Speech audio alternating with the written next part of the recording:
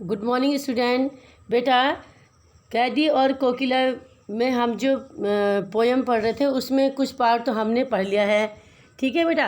अब देखो, कवि जो है कोयल से अपने बात कह रहे, अपने मन की बात कह रहे कि हे कोयल, ठीक है, काली तू रजनी भी काली, शासन की करनी भी काली, काली लहर कल्पना काली, मेरी काल कोठरी काली।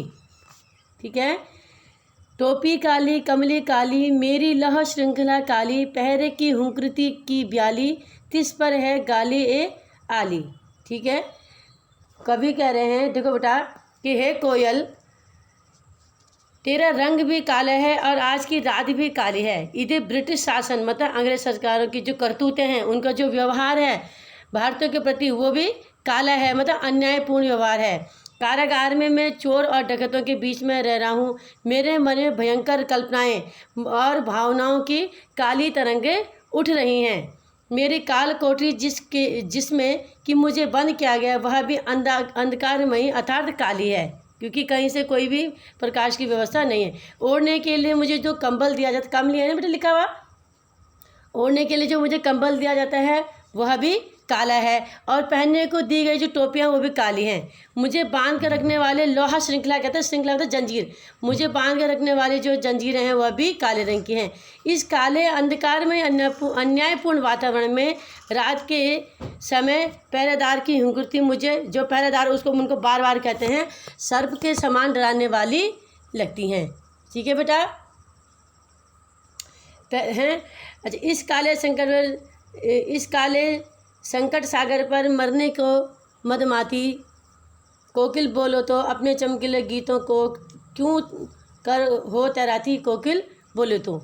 ठीक है। अब कवि कोयल से फिर कह रहे कि हे सखी कोयल, मैं इस जेल के कारागार के इस अशांतपूर्ण और संकटपूर्ण समुद्र में, संकट रूपी सागर यहाँ पे बेटा रूपक अलंकार है, मैं तुम मरने की ठान कर क्यों चले आए, क्योंकि समुद्र में सब जगह क्या था, दूर तक जल ही जल दिखाई दे रहा है, तो उसमें वो क्या है, काला संकट रूपी सागर है। तुम्हारा तो स्वर मधुर है, तुम सबको प्रसन्न करने की सोचकर मस्त होकर गा रहे हो, पर यहाँ पर तुम्हारे प्राण की कोई रक्षा नहीं कर सकता है। ठीक है बेटा। आगे देखो, तुम्हारे प्राणों को कोई रक्षा नहीं कर सकता है, तुम भी पल पल पर जो है संकट के बादल तुम पर भी मंडरा रहे हैं। हम तो यहाँ पर कठिन दुख भोग रहे हैं, पर यहाँ पर तुम यहाँ पर क्यों आई हो, मुझे स्पष्ट होकर के बताओ। अब देखो बेटा, आगे कवि कह रहे हैं कि तुझे मिली, देखो, तुझे मिली हरियाली डाली, मुझे नसीब कोठरी काली, तेरा नभ भर में संचार, मेरा 10 फुट का संसार, तेरे गीत कहाँ में वाह, रोना भी है मुझे गुनाह, देख विषमता तेरी मेरी, बजा रही तिस पर रण की बेरी। अब कवि कह रहा है कि हे कोयल, ठीक है, कि तेरा जो बसेरा है वो ऊंची ऊंची हरी हरी डालियों पर है, तो आराम से क्या है, बैठ सकती है, कहीं भी स्वच्छंद वातावरण में घूम सकती है, ऊंचे आकाश में उड़ सकती है। तो कितनी भाग्यशाली है, तुझे बैठने के लिए हरियाली से भरी डालियाँ प्राप्त हैं। मुझे तो अंधेरी कोठरी में घुट घुट कर जीना पड़ रहा है। तुझे उड़ते फिरने के लिए स्वतंत्र आकाश है, असीमित नभ का अर्थ होता है आकाश है, लेकिन मुझे क्या है, 10 फुट की सीमित काल कोठरी में रहना पड़ रहा है। मैं अपने बंदी गृह से बाहर निकल कर भी नहीं घूम सकता, जिस प्रकार तू स्वच्छंदता से घूमती है। ठीक है। तू गाती है, देखो, तेरे गीत गाए बाबा, तू गाती है तो सब लोग तेरी प्रशंसा करते हैं, और ठीक है, तू गाती है तो सब लोग तेरी तारीफ करते हैं, तेरी प्रशंसा करते हैं, वाह वाह करते हैं। और मेरा रोना किसी को नहीं सुहाता, मतलब मेरे रोना भी लोग पसंद नहीं कर सकते। मेरी वेदना, मेरे कष्ट भरे कविता को नहीं सुन सकते, मेरी भावनाओं को नहीं समझ सकते। तेरी और मेरी परिस्थिति में बड़ा अंतर है, क्योंकि तू स्वतंत्र है और मैं परतंत्र कैदी। इतना सब जानकर भी तू युद्ध का संगीत छेड़े, रणभेरी होता है बेटा, युद्ध से पहले जो शंखनाद किया जाता है उसको रणभेरी कहते हैं। ठीक है। हे कोयल, बता, तू तेरी इस हुक पर मैं क्या प्रतिक्रिया करूं, मेरी व्यवस्था को तू अच्छी तरह पहचान रही है, और मैं सोचकर कर भी कुछ नहीं सकता हूं, क्योंकि तेरी प्रेरणा से मैं कारागार में बैठे बैठे ओजपूर्ण कविताएं जरूर लिख सकता हूँ। ओजपूर्ण का अर्थ, ओजपूर्ण होता है बेटा, देखो, ओज गुण होता है, ये ओज का अर्थ होता है ऐसी कविता लिखना कि जिससे सुन करके जो है लोगों के मन में देशभक्ति के प्रति, देश के प्रति प्रेम उत्पन्न हो जाए। वीर से संबंधित जो कविताएं होती हैं, ठीक है बेटा।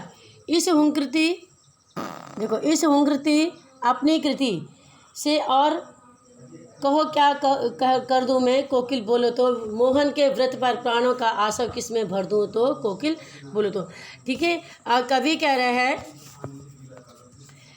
रहे हैं कि हे कोयल, तू ये बता कि मैं तेरी इस जो तेरी ये क्या है, तेरी मधुर ध्वनि है, लेकिन मधुरता की बला ये चीख रही है, मैं क्या करूं। मोहन अर्थात मोहनदास करमचंद जी के स्वतंत्रता के दृढ़ संकल्प को पूरा करने के लिए मैं अपनी प्राण शक्ति को किस दिशा में लगाऊं। जैसे गांधी जी ने अंग्रेज़ों को भारत से भगाने के लिए एक दृढ़ संकल्प लिया था कि मैं इनको अपने हिंदुस्तान से इनको बाहर भगा दूंगा, तो उसी प्रकार मैं भी जो हूँ, मैंने ये कल्पना की है कि इन अंग्रेज़ों का जो है हमने मुंह तोड़ जवाब देना है, लेकिन मैं किस दिशा में कौन सा उचित कदम उठाऊं। ठीक है, हे कोकिल, तुम ही मेरा मार्गदर्शन करो, मुझे बताओ, ठीक है। अब क्योंकि देखो, कोयल और कोकिल की कवि इन दोनों, कोयल और कवि की स्थिति में बहुत अंतर है, ज़मीन आसमान का अंतर है बेटा। क्योंकि कोयल कहीं भी आज़ादी से घूम सकती है, जा सकती है, कहीं पे उड़ सकती है, कहीं किसी भी पेड़ पर बैठ सकती है, लेकिन कभी चाह कर भी कुछ नहीं कर सकता। वो अपने वो घोर कारागार में, जेल कोठरी में बंद है, ठीक है। तो इस प्रकार देखो बेटा, ये पोएम आज समाप्त हुई। इसके क्वेश्चन आंसर मैंने आपको व्हाट्सएप पर सेंड कर दूंगी। आर्टिकल संबंधी क्वेश्चन दिए जा रहे हैं, आप उसको अच्छे से कीजिएगा, ठीक है बेटा। और मैंने आपको पहले भी कहा था कि आपने इसकी क्या करनी है, शब्दार्थ और जीवनी आपने इसको खुद से करना है, ठीक है। तो आप इतना सब कर लेंगे, उसके बाद अगला चैप्टर पढ़ेंगे सुमित्रानंद पंत जी। तो बेटा आपने सुमित्रानंद पंत जी की जीवनी और शब्दार्थ करने हैं पहले, जब ये क्वेश्चन आंसर पूरे हो जाएंगे। मैं व्हाट्सएप पे आपको क्वेश्चन आंसर सेंड कर दूँगी। यदि किसी को कुछ परेशानी हो बेटा तो हमसे पूछेगा। धन्यवाद।